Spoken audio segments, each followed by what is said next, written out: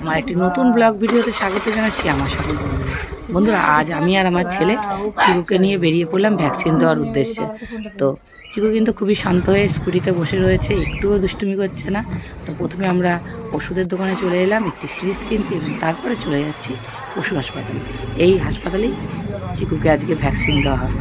আজকে আকাশটা কিন্তু খুবই ঝলমলে, এবং আজকে কিন্তু রোদটাও কম। দেখতে পাচ্ছ চিকু কিন্তু আমাদের স্কুটিতে চুপচাপ বসে রয়েছে, একটু দুষ্টুমি করছে না। এখন আমার ছেলে ওর গলার থেকে চেনটা খুলে দিল, এবার ওকে কোলে করে নিয়ে আমরা হাসপাতালের ভেতরে প্রবেশ করছি।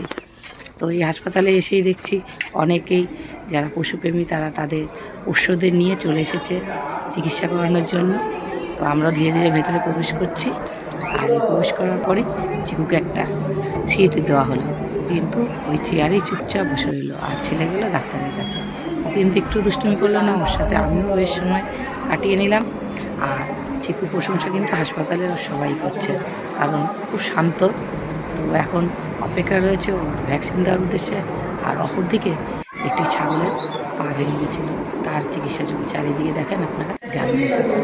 তো সকলেই রয়েছে এখানে চিকিৎসার জন্য। তো ডাক্তারবাবু চলে এলো চিকুকে ভ্যাকসিন দিতে। অন্যদিন কিন্তু চিকু একটু চিল্লায়নি, আজকে কিন্তু একটু চেঁচিয়ে উঠলো।